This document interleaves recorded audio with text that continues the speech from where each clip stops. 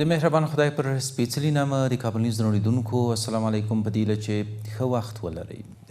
بریټانیا وایي د افغانستان د نوي حکومت خلاف د هیڅ وسلوالې ډلې ملاتړ نه کوي. د بهرنیو چارو وزارت وایي چې د افغانستان لپاره د بریټانیا سفیر په دوحه کې د بهرنیو چارو له سرپرست وزیر سره په لیدو کاتو کې ویلي دي چې او ډاډ یې ورکړی چې بریټانیا نه یوازې دا چې د افغانستان د حکومت د وسلوال مخالفت ملاتړ نه کوي بلکې دا ډول اقدامات ګټور هم نه بولي.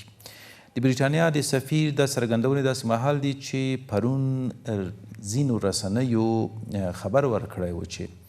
عبدالرشید دوستم د امریکا او بریټانیا په همکارۍ د افغانستان شمال د ناامنه کولو او هلته د داعش ډلې د فعالولو لپاره کار پیل کړی ده. جنبش ډلې هم ګوند هم د داعش څخه د عبدالرشید دوستم د ملاتړ په تړاو دا ډول څرګندونې رد کړي دي او وایي چې دوی لا هم د افغانستان د نجات په فکر کې دي. د دې ترڅنګ بیا د افغانستان د امنیتي اوسني وضعیت په اړه روسیې هم اندېښنه ښودلې ده.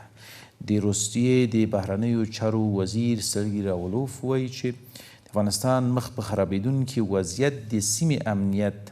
اغېزمنولی شي.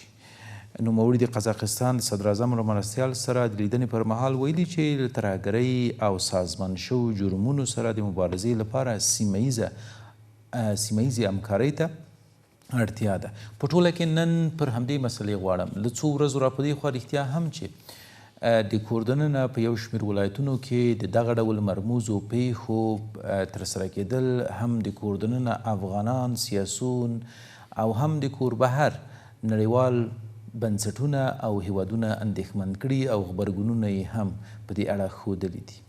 په ټوله کې نن پر همدې مسلې غواړم بحث ولرم. له ما سره په بحث کې میلمانه دي هر یو ښاغلی ډاکټر صاحب عبیدالله برهاني صاحب او همداراز ښاغلی نجیب آزاد. په دې هیله چې تاسو مې هم ملتیا وکړئ. ډاکټر صاحب سلام، ستړي مه شئ. تاسو ته محترم آزاد صاحب ته ټولو دوستانو ټولو ته سلامونه احترامات. علیکم السلام. دغه ډول اندېښنې څومره پر ځای دي او د بریټانیا د سفیر څرګندونې چې ګویا دوی رښتیا هم د دغه ډول ډلو تر شا نه ده تر څو د افغانستان د حکومت د اوسني حکومت پر ضد دوی سره ملاتړ وکړي، دواړو حالتونو کې څومره تصدیق سړی کولی شي؟ مننه. اصل موضوع خو داسې ده چې د داعش موضوع اوسنۍ نه ده، نو دا تقریبا په دغه همدا موضوع د داعش ډیره ګرمه وه، یوازې دلته نه په عربي هیوادونو کې وه، خو فرق دومره و چې د عربي هیوادونو د داعش عقیده جوړښت او حتی هغه ترکیب بدل و او بیا چې دلته هم دا څپه راوغځېدله نو دا اوسنۍ څپه نه وه. دغه ګواښ سره د کرزي صاحب حکومت هم مخامخ و، حتی د ډاکټر صاحب اشرف غني حکومت هم دې سره و. یوازینی هغه څوک و چې د دوی د ځپلو لپاره هلې ځلې کړې وې او په تقریبا کامیاب هلې ځلې وې چې په هغه وخت کې خپله د امریکا متحده ایالات هم په دې اعتراف کړی و، خصوصا په شرقي ولایتونو کې چې د دوی په ځپلو کې طالبانو قوي لاس لرلو. او بیا هم دوی د دې توان لري او دوی فکر کوم چې یو بل سره ډیر ښه پیژني او یو بل سره د پخوانۍ طرفګاني هم لري. په دې لحاظ باندې د دوی سره دا امکانات شته دی چې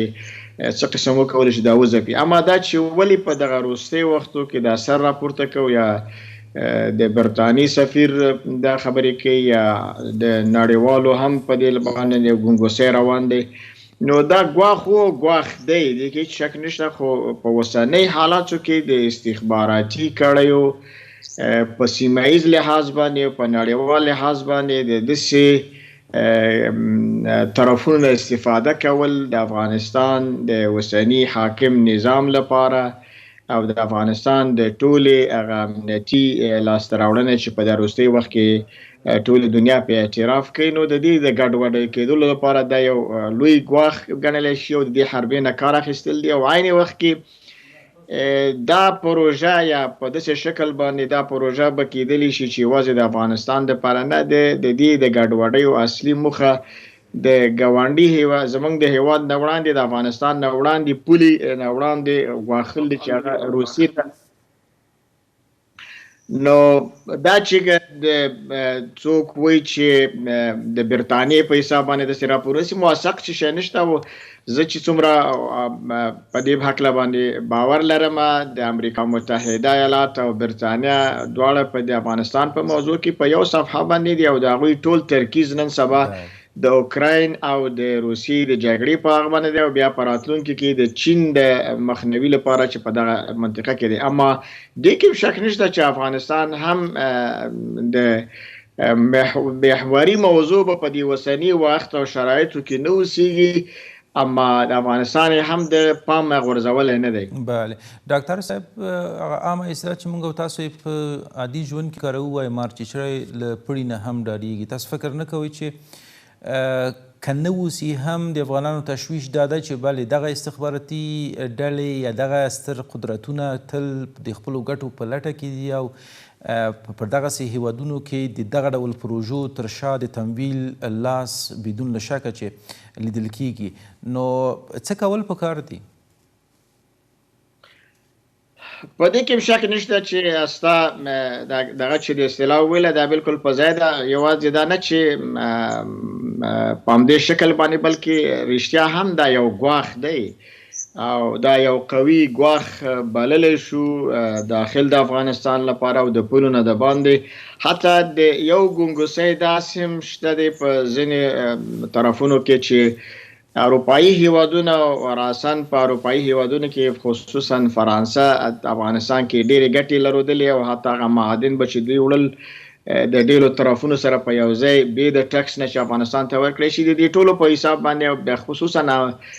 پخواني جنګونه چې وو اکثره دا به په اسیا یا په اسلامي هیوادونو کې اوس جګړه چې د اوکراین او د روسیې ده نو دا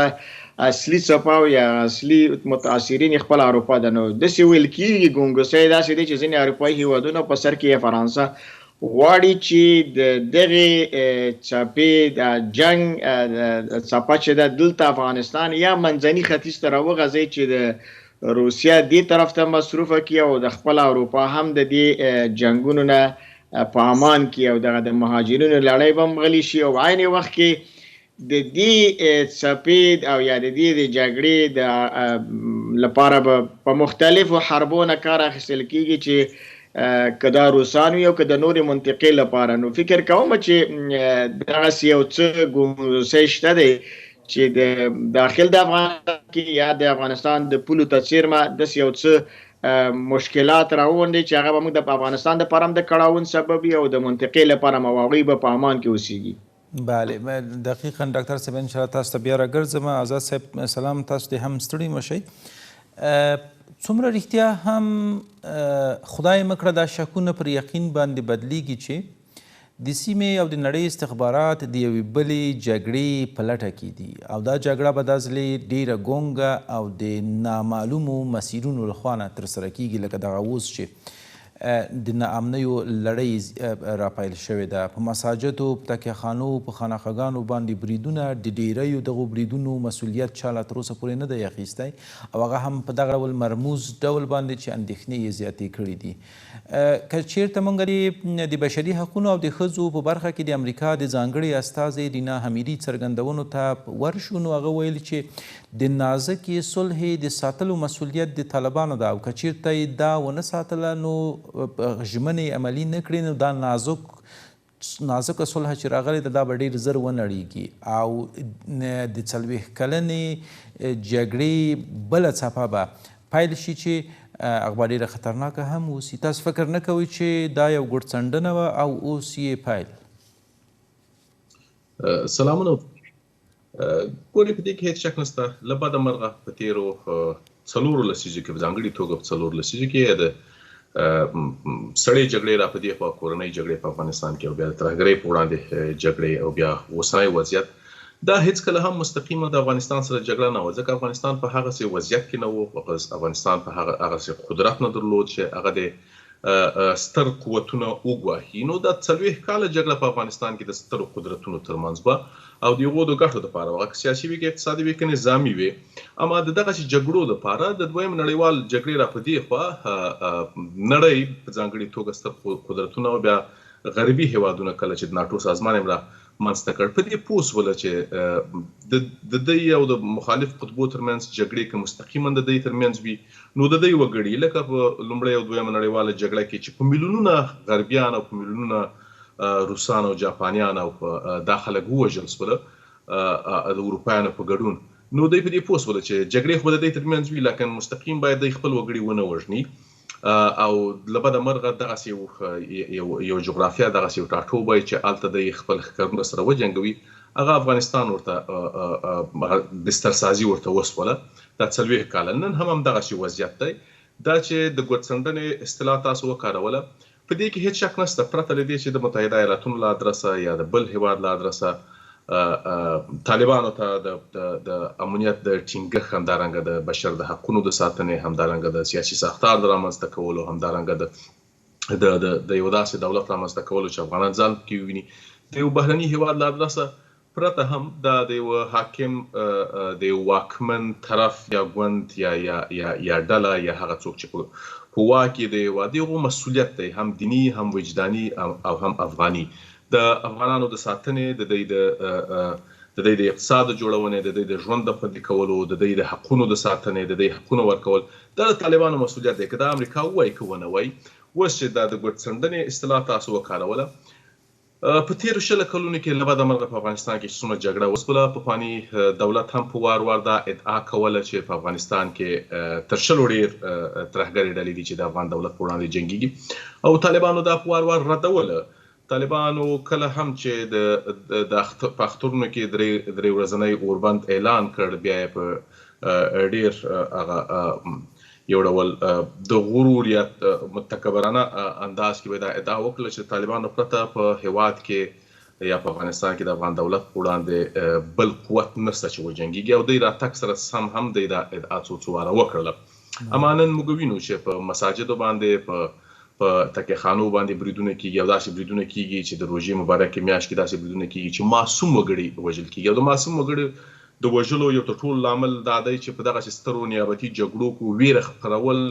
لومړیتوب دی د سترو قدرتونو کله چې ویره خپره سي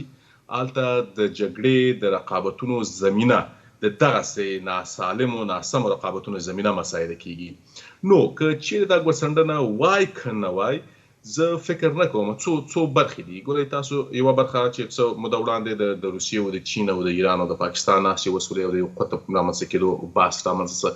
بیا د روسیې د یوکراین په مسله کې د پاکستان د روسیې له موقف څخه ملاتړ کول د پاکستان د پخواني لومړي وزیر او بیا د میاشت لا نه وه پوره سوې چې د متحده ایالاتونو پخوانی د بهرنیو چارو پخوانی استازی ښاغلی خلیزدا چې پاکستان ته ځي د پاکستان دریځ د پاکستان د پوځ دریځ یو څو اتیا ډګري بدلون مومي بیا 3 ورځې وړاندې چې کومې مرستې د افغان مهاجرینو لپاره په پاکستان کې د امریکا د خوا ورکول کېږي شاوخوا 40 میلیونه ډالر دا ټول هغه مسایل دي چې د سترو قدرتونو رول په افغانستان کې لا ډېر څرګندوي دغه ډلې چې دي تر ټولو مهم سوال دغه دی ګورئ که روسیه پر یوکراین باندې برید کوي خو هغه د ښکاره خبره ده روسان دي د دوی سپکې او درنې سلاوې میډن روسیه دي د روسیې ساخت دی د دوی پوځیان روسیان دي د دوی سیاسي ساختار روسي دی د دوی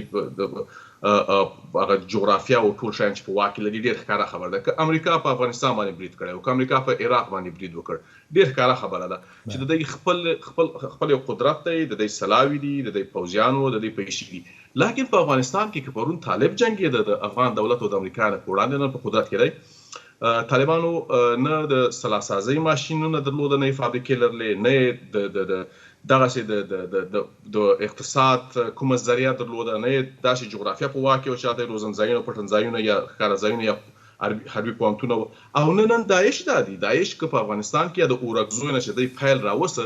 هغه هیواد نه دی هغه یو دولت نه دی هغه سیاسي ساختار نه دی هغه د سلاسازۍ فابریکې نه لري هغه د پیسو بانکونه نه لري چې دی تمویلېږي خو ښکاره خبره ده چې پرون نن او د 40 کاله وړاندې هم په افغانستان کې چې څومره ډلې جنګېدلې دي د نظامونو په وړاندې او بیا په خپل منځ کې کورنۍ جګړې سوي دي د نیابتي جګړې د استخباراتي جګړې د سترو قدرتونو د سیمې د قدرتونو لخوا تمویل شوي دي کنه دا خلکو نو دا کوم موارد چې د جګړې لپاره لازم دی هغه خو یو هم دی نه لري هغه کوم وسایل کوم تجهیزات ته لازم دي خپل نه ځکه چې یو دولت نه فابریکه لري نه د فوج نه د فوج جوړون لپاره پوهنتون لري هیڅ هم نه لري نن که طالب دا څه لري یعنی په دولت کې د حربي پوهنتون لري یا د پولیس اکیډمي لري اما داعش خو نه لري نو داعش د کوم ځای تمویلېږي په دې کې هیڅ شک نشته له بده مرغه چې دا ویره خورا ډېره ده او د امریکا د افغانستان څخه دغسې وتل او بیا دلته ځینې ګنګوسې اوس داسې خپرېدل چې په افغانستان کې د چین نظامي فعالیتونه یا کیږي یا بیا به وسي دا ټول هغه څه دي چې له بده مرغه لوبه اوس هم د سترو قدرتونو د سیمې د قدرتونو په واک کې ده افغانان بیا اوسني واکمنان خو په دې کې هیڅ شک نشته که دی خفه کېږي که دی خوشحالېږي چې په دې کې هغه استخباراتي ظرفیت یا د حکومتدارۍ یا مثلا د وضعیت د مدیریت هغه وړتیا نشته نو له دغسې وضعیت څخه د سیمې او د نړۍ قدرتونه استفاده کوي یو د بل په وړاندې چې کوم رقابتونه او کومې جګړې او کوم دښمنۍ دی لري هغه په افغانستان کې دا ویره وسته چې خدای مه کړه وضعیت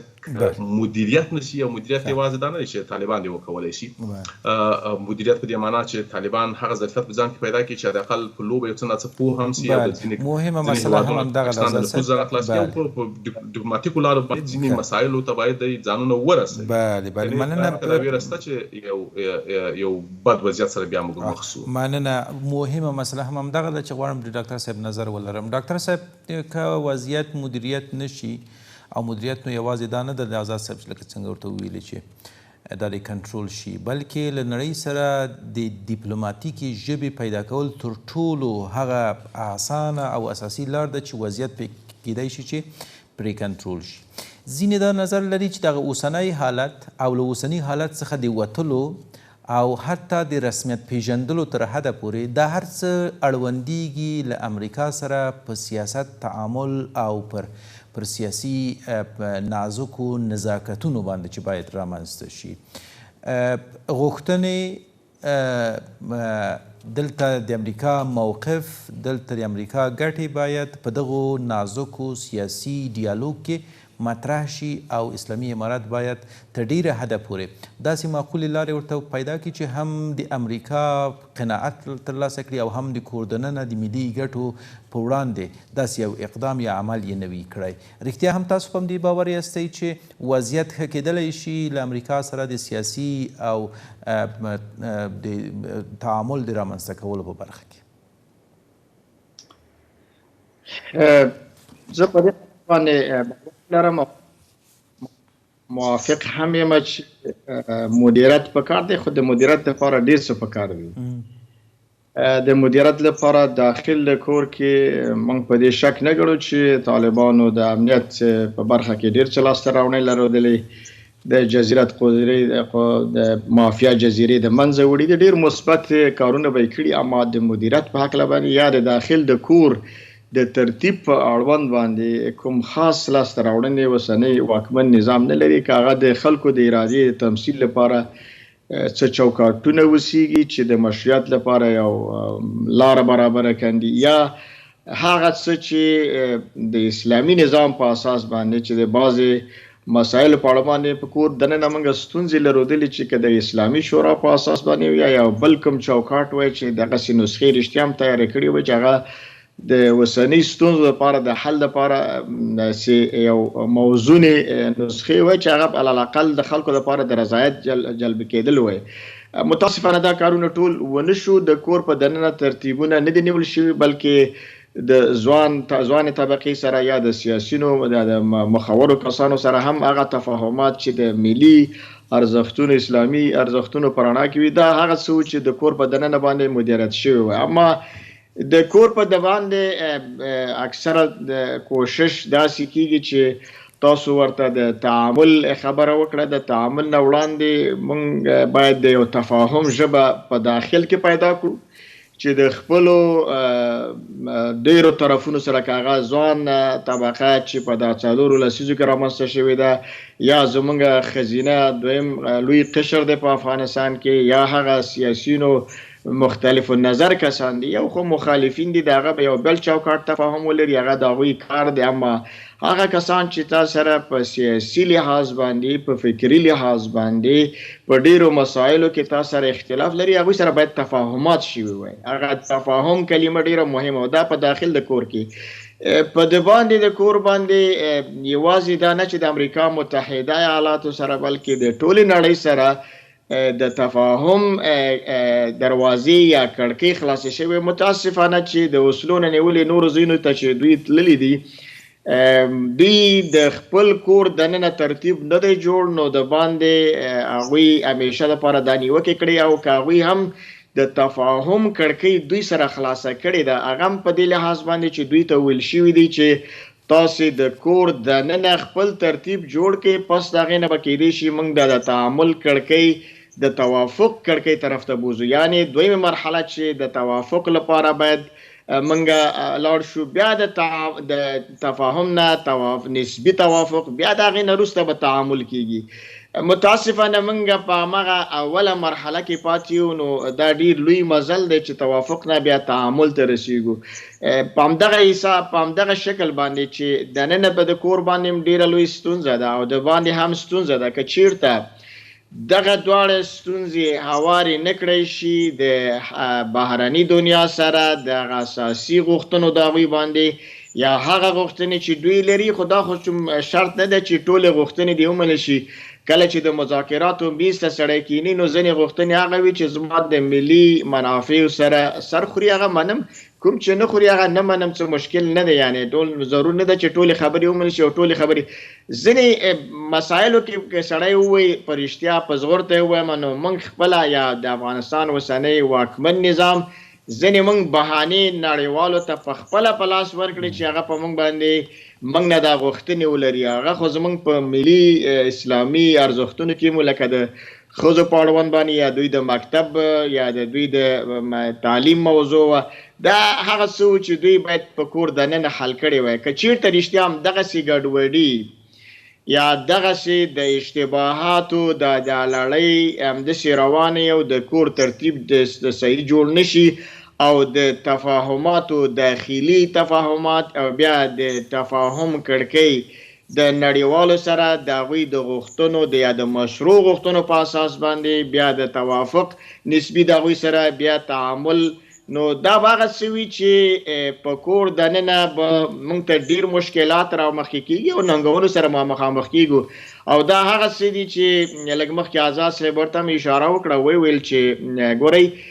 د افغانستان په لوی لاس باندې یا بیا یو ځلې د تقابل ډګر ګرځي، او دا تقابل ډګر یو د مشکلاتو نه چې د کور دننه ترتیب ګډوډ دی، دویم دا دی چې په د باندې موږ نه تفاهم لرو، نه توافق او نه تعامل. او په عیني صورت کې که چیرته یو متوازنه پالیسي د ټولو طرفونو سره غوره نه کړی شي، نو دغه ټول ته یا زموږ ګاونډي ځینې طرفونه د ډیرو زیرمو لپاره، د ډیرو هغه خپلو اقتصادي او ستراتیژي موخو د حصولو د حاصلولو لپاره ډیر څه تفاهمات غواړي، لیکن دا به د ډیرو نړیوالو لپاره د قابل د قبول نه اوسېږي. نو دا هغه څه دي چې په کور دننه یوازې هغه ترتیب، او په عین وخت کې په کور دننه یو داسې پالیسي چې هغه متوازنه اوسېږي،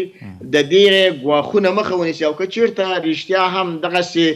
کړنې ونه شي، او یا اشتباهات ورځ په ورځ زیاتېږي، نو دا امکان لري چې موږ د یو نوي ناورین سره مخامخ شو. مننه ډاکټر صاحب. یوه لنډه دمه لرم. درنو لیدونکو، ستاسو ملتیا غواړم هر چېرته ریاض جولید په ټولنیزو پاڼو یوټیوب، فیسبوک او ټویټر کتلی شئ. بیا راګرځم.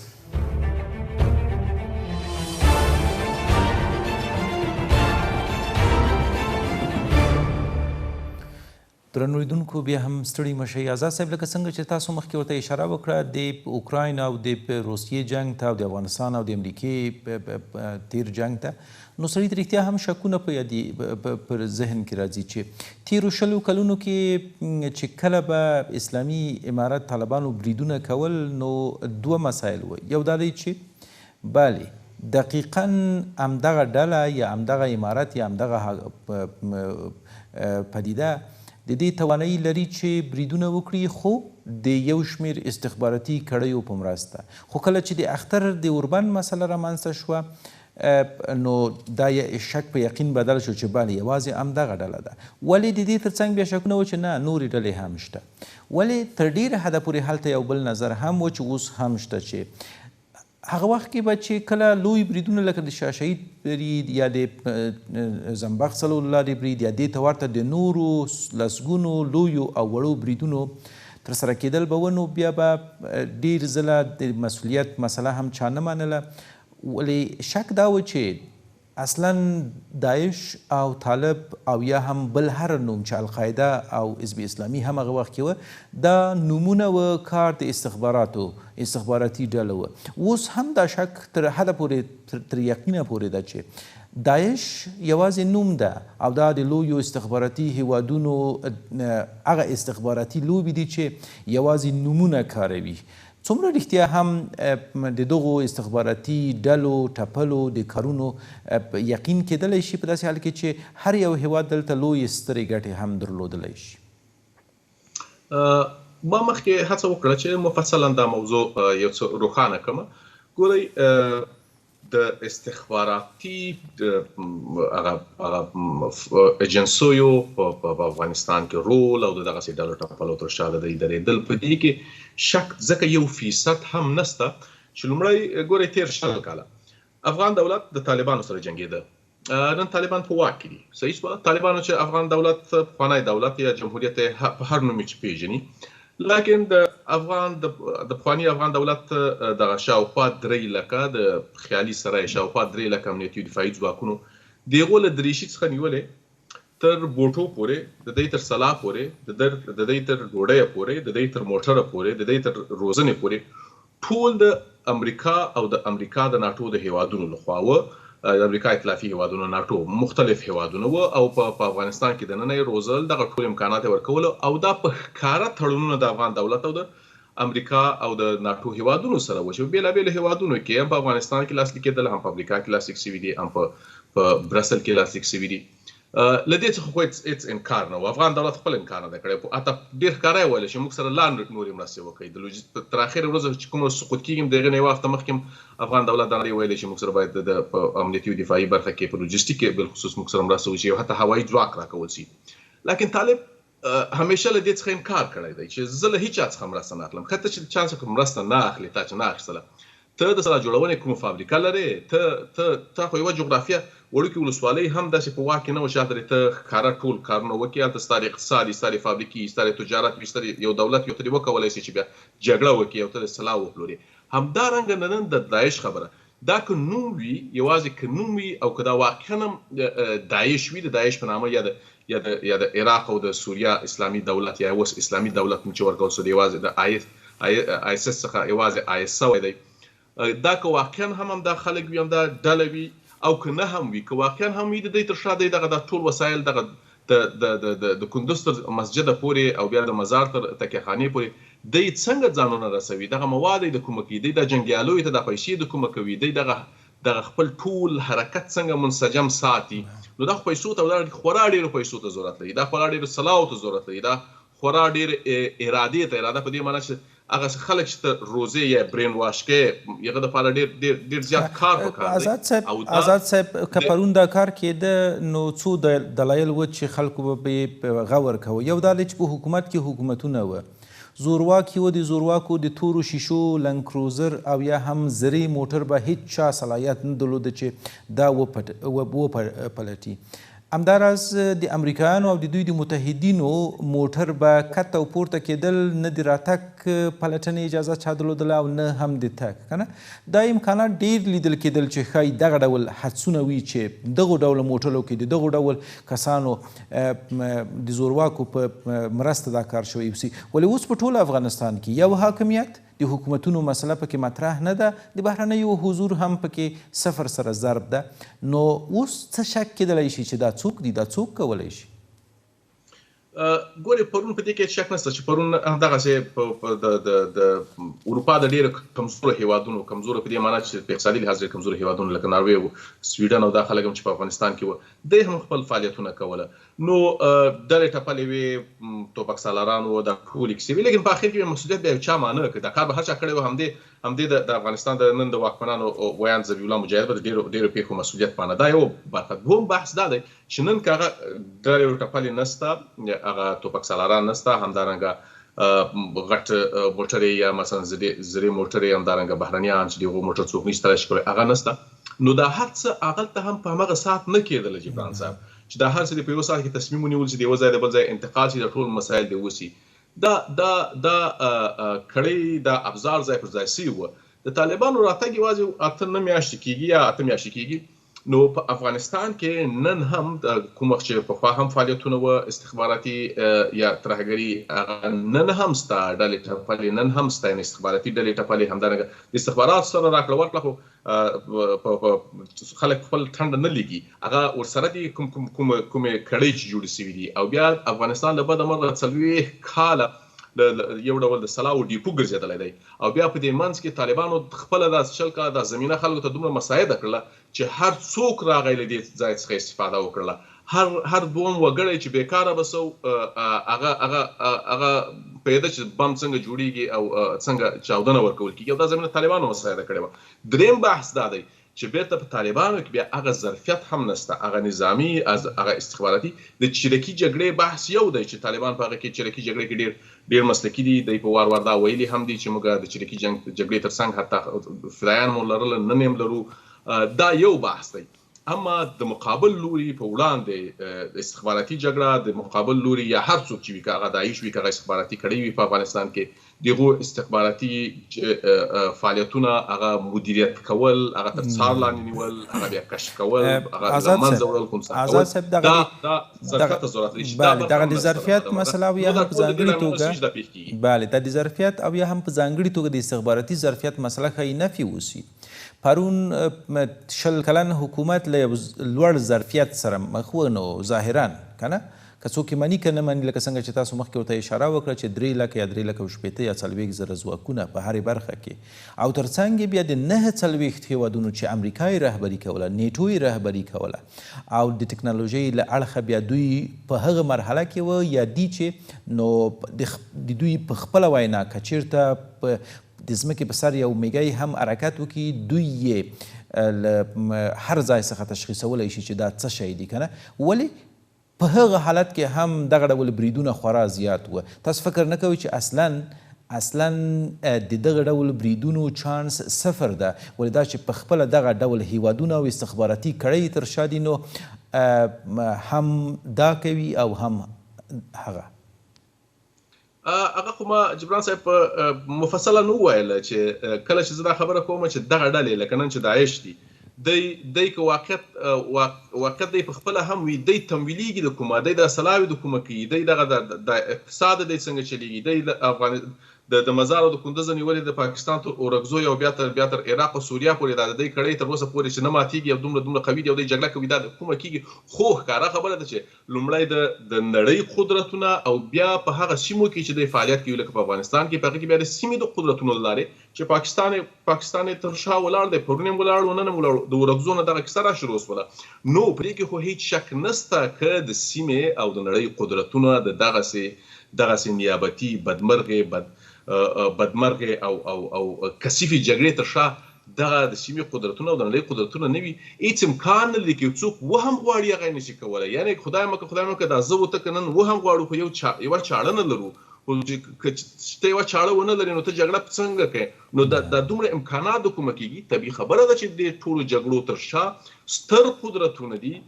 د سیمې قدرتونه دي لاکن موږ څه کوو پرون مو څه کوله نن څه کوو سبا څه کوو دا هم یو مهم بحث مهمه مسله هم همدغه ده د قدرتونو په کچه باندې موږ مخه نشو نیولی لکه ډېر څه دي چې هغه باید وکړو پرون باید کړي وای ومو نه کړله نن هم باید کولی شو چې باید یې وکړو لیکن په دې کې شک نشته چې دغه ټولې جګړې تر شا دا 40 کاله دې جګړې تر شا د نړۍ قدرتونو د سیمې قدرتونو دا یوازې د کندوز او د مزار د پیښو خبره نه ده بله مننه ډاکټر صاحب محمد ډاکټر صاحب وبخښئ ډاکټر صاحب محترم پرون مو څه باید کړي لکه څنګه چې آزاد صاحب ورته اشاره وکړه چې نه دې مو کړي، نن باید څه وکړو چې باید یې وکړو؟ دا ډېره مهمه ده. که نه خدای مه کړه د افغانانو د افغانستان سرنوشت به هغه څه وي چې دا ځل به بیا هیڅ داسې قدرت نه د کور دننه وشي کولی چې سمون راولي او نه هم د کور بهر هیوادونه او قدرتونه به د افغانستان لپاره څخه داسې څه وکولی شي. نو په دې خبره باندې ټول متفق یاستو چې دا استخباراتي لوبه ده او د سترو هیوادونو د سیمې هیوادونو ټولو پکې په تلاس دی. آیا غیر دې نه که سړی هغه یوې ته اشاره یو ورډکو جزئي ته اشاره سړی وکړي، تر اوسه پورې د ایران په داخل مرکز کې د 180 نه زیات هیواد د القاعده یا د بن لادن د کورنۍ اعضا ته دي او دغسې د هغې د کورنۍ خو پرېږده د تنظیم مشر به د پاکستان او د افغانستان او د ایران ترمنځ تګ راتګ له په نامه د سیف العدل. خو دا معلومیږي چې دلته سیمه ییزې په دې کې په افغانستان کې خپلې موخې لري او د خپلو موخو د دغه لپاره د تحقق لپاره ډېر څه کوي او دا چې موږ باید څه وکړو یا څه کړي و دې کې شک نشته. لږ مخکې ما دې ته اشاره وکړه چې یو خو د کور د داخل ترتیب جوړول پکار و که هغه په سیاسي لحاظ باندې، نو صحیح ده چې د افغانستان اوسنی واکمن نظام د یو سقوط په درشل کې رامنځته شوی دی او تشه یې ډکه کړه. نو دا خو دا معنا نه ورکوي چې دا باید په همدغه شکل باندې استمرار ولري. هغه د حتی که چېرته لنډمهاله حکومت هم وسي د هغې یوه موده معلومه وي او هغې کې هم یا مسلکي کسان اوسیږي یا تکنوقرات اوسیږي یا په اصطلاح باندې بېطرفه کسان اوسیږي. یا که دا هم نه اوسیږي علالاقل هغه بعضې اړخونه یا ټکنیکل اړخونو ته باید هغه اصلاحات په ډېر ګړندي شکل باندې رامنځته شوي وي. عین وخت کې که کوم مقتدر کمیسیون چې دوی اعلان کړی لا تر اوسه پورې نه تفصیلات او نه په دې هکله باندې کوم کړنې عملا رامنځته شوي دي چې رښتیا هم د اهل خبره او اهل نظر او د هغه کسانو نه چې د افغانستان خواخوږي هم دي، د افغانستان ملي او اسلامي منافعو ته ژمن دي، د هغوی د کار او د تجربو نه کار واخلي. دا یو اړخ دی. عین وخت کې د داخل د کور کې چې په هر لحاظ باندې وي، که په ټولنیز لحاظ باندې وي یا حتی په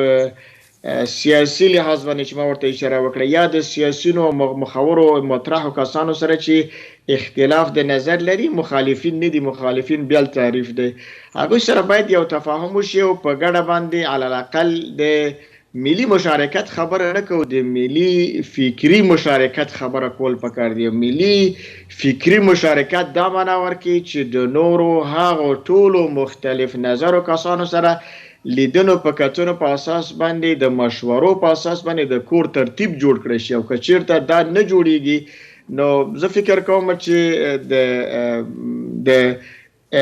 د اخطاو د اشتباهاتو د لړۍ زیاتیږي او دا معنا ورکوي چې لکه په خپله په لوی لاس چې دا بستر ورته جوړیږي او دا چې د سیمې دغه چې دي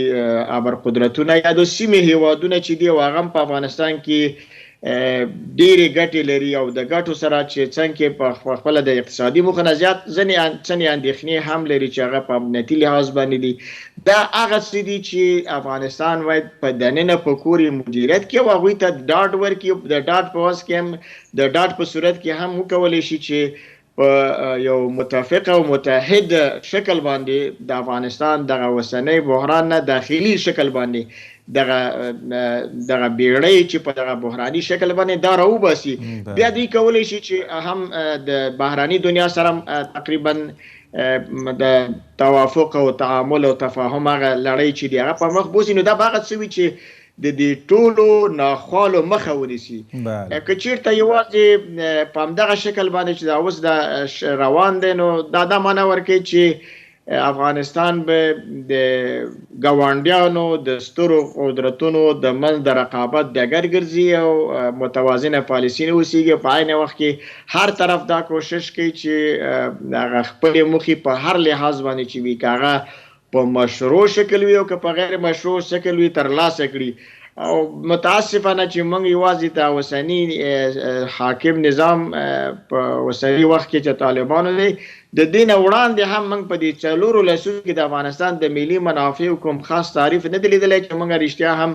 په داخل د افغانستان کې هم د خپل کور ترتیب په هغې اساس باندې جوړ کړو، د بهرانیانو سره هم د هغې په اساس او بنسټ باندې تعامل ولرو. دا هغه څه دي چې باید ترسره شي او که سره نه شي نو کیدای شي چې ناورینونه نور هم زیات شي او ناخوالې زیات شي. ډاکټر صاحب دقیقا یو همدغه ستاسو نظر پلویان چې ګویا د کور دننه ترتیب کولی شي چې د کور بهر روابطو تعامل او تعادل رامنځته کړي، یو بیا دا نظر دی چې نه دا مسله په بشپړ ډول باندې سیاسي ده، نو لومړی باید مونږ له نړۍ سره خصوصا له امریکا سره د دې ستونزې د حل په برخه کې نه ستړي کیدونکې هلې ځلې وکړو. د امریکا متحده ایالات هم یو څه مشخصې غوښتنې لري، یو څه غوښتنې وړاندې د دې خطر باندې وي که چېرته رښتیا هم داخل د کور کې ترتیب جوړ شي نو ځینې ډېرې په غوښتنو د هغوی دپاره هم سوال نه پیدا کېږي، یا حتی نړیوالو ته یوازې د امریکا متحده ایالات ځینې مشروع او بلکل مشروع غوښتنې چې د افغانستان وګړي او افغانستان د ملت خلک یې غواړي، په ډېری د طالبانو منځ کې هم هغه اصلاحات خلک غواړي او غوښتونکي دي. یو دا دی، بله دا دی چې د امریکا متحده ایالاتو سره دوه شیان ډېر مطرح دي، هغه که چېرته په غوڅه باندې یا په ښکاره ژبه نه ویل کېږي نو دا واضحه دغه دی چې د ټولو غوښتنو شاته دوه شیان دي. د امریکا متحده ایالات په نظامی لحاظ باندې د افغانستان نه کوچېدلي دي، خو دا معنا نه ورکوي چې د امریکا متحده ایالات د منطقې یا د افغانستان نه لرې پاتې شوي دي یا لرې دي. په خپل هم تاسو ته معلومه ده چې که چېرته هر نوع یو ګواښ سره د امریکا متحده ایالات مخامخ کېږي نو دوی په افغانستان کې د دې قابلیت او د دې دغه لري تواني لري چې هغه د هغې مخنیوی وکړي. نو زما په اند باندې دلته دوه شیان دي چې یو د امریکا متحده ایالاتو او حتی د نورو غربي هیوادونو د خپله د امنیتي اندېښنې دي چې ځینې داخل د نظام کې هم وجود لري او ځینې هغه کړۍ دي چې پخوا شلو کړیو باندې یادېدلې نن د داعش په نامه باندې یا د نورو په نامه باندې. د داعش په نامه باندې خو خبره دا ده چې دوی ځپولي یا ځپېدلي دي، اما یو مشترکه ستراتیژي چې دوی او نړیوالې ولري د دې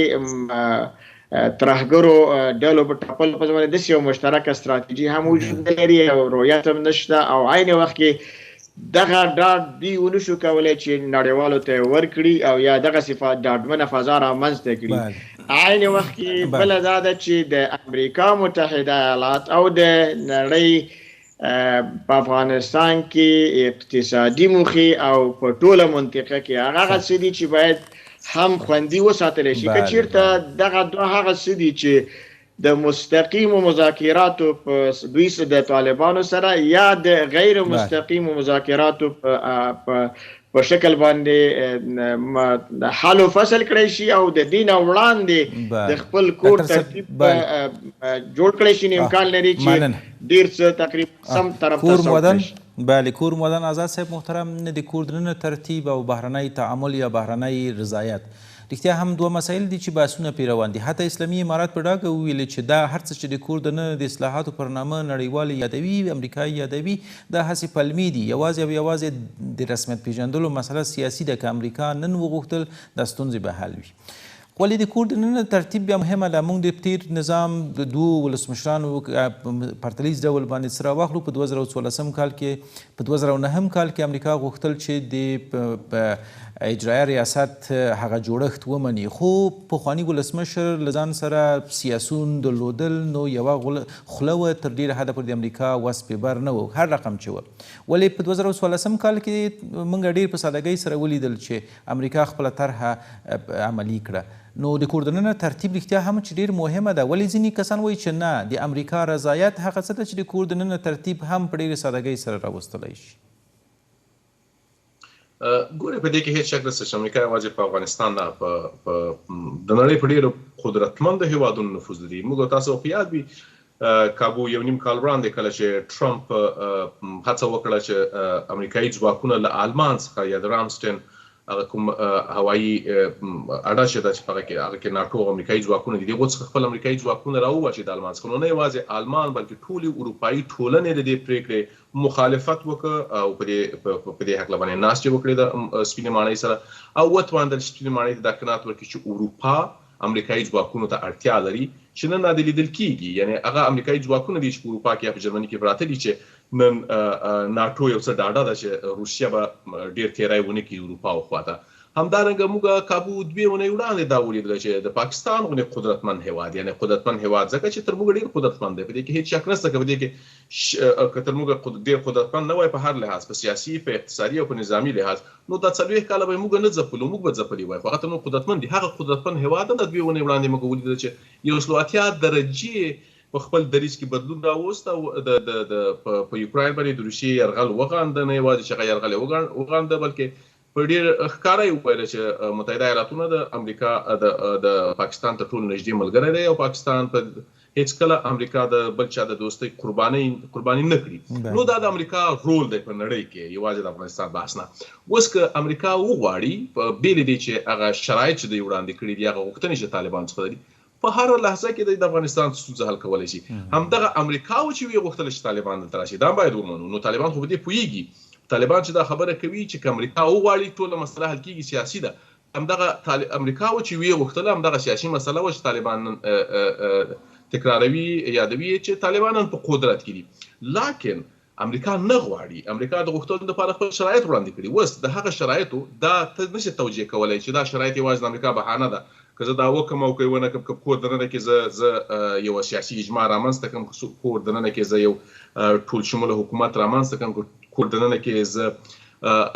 هغه ډول سیاسي ساختار رامنځته کوم چې افغانان غواړي بیا هم امریکایان زما خبرې نه مني زموږ خبرې نه مني دا بیا بهانه ده توجیه کولای نه شي دا که امریکا دا شی کوي که نه کوي که امریکا یې مني که نه ستا مسؤلیت دا دی چې په کور دننه کې ته دلته هغه ټولنیزه سوله راولي په کور دننه کې سیاسي سوله راولي په کور دننه کې فکری سوله راولي په کور دننه کې افغاني سوله راولي چې هغه نه درغلي یوازې جګړه درېدلې ده او جګړه هم په هغه شدت نه ده لکه پخوا چې ومه جګړه روان ده پخوا ځکه په هغه شدت و چې ته جنګېدلې اوس ته نه جنګېږې نو په د امریکا ته غوښتنه نه پرته دغه هغه کارونه دي چې ته باید وکړې که نن وي که سبا وي او یا که ته نه کوې ته به نه وې دې کې خو هېڅ شک نشته اوس د امریکا ته غوښتنو بحث که راځي نو د مشروعیت بحث ده یعنی طالبان چې دا خبرې کوي چې امریکا که وغواړي دا سیاسي مسله ده طالبان په رسمیت پېژني طالبان د مشروعیت خبره کوي نو مشروعیت حل کېږي مشروعیت حل درکول کېږي د بهرنی مشروعیت چې ته کورنی مشروعیت ولرې د کورني مشروعیت دپاره د په زور د خپل د ادعا کوي طالبان چې موږ د قدرت په زور ونیو نو زور خو مشروعیت نشته کنه صحیح ده مخالف طرف ته وغه دولت د ډنګ د ومنو چې تا مطلق په زور ډنګ امریکایان په زور وایسته دولت په زور وایسته نو دا خو بیا افغاني مشروعیت نه وځي سیاسي ساختار د پاره هغه خو تا جهاد کا هغه خو تا وګاډه اوس ته سیاست کوي واکمنی کوي نو د واکمنۍ د پاره د سیاسي ساختار د پاره ته باید افغانانو مشروعیت ولري چې هغه ته نه لري ته هیڅ ډول سیاسي نظام ساختار ته نه دی تعریف کړی کله چې سیاسي ساختار موجود نه وي یعنی که ګوره که تاسو د طالبان د امریکا او د نور نړۍ څخه رسمي مشروعیت غواړي رسمیت غواړي نو څه وړاندې کوي کوم قانون لري یو هیواد چې اساسي قانون نه لري هغه ته نړیوال څنګه پیژني ته د ملګرو ملتونو د کوم کنوینسیون ته منلې د کوم کنوینسیون غړی لري نه لري که سیاسي ساختار نه وي مشروعیت نشته دا خو د سیاسي تعریف او ډیپلوماسي د تعریف لمخې یو هغه د ملکیزم روان دی یو څوک ملک دی یو څو ساتونکي لري او بس باید د دولت تر هغه چې مشروعیت رامنځته نشي بهرنی مشروعیت هیڅ امکان نه مننه کوم کور مو ودان آزاد صاحب ډاکټر صاحب چې موږ ته مو وخت راکړ مننه په درنو لیدونکو له تاسو هم مننه کوم له خپلو درنو میلمنو څخه هم کور مو اباد تر بیا مو په الله سپارم ښه او سوکاله اوسئ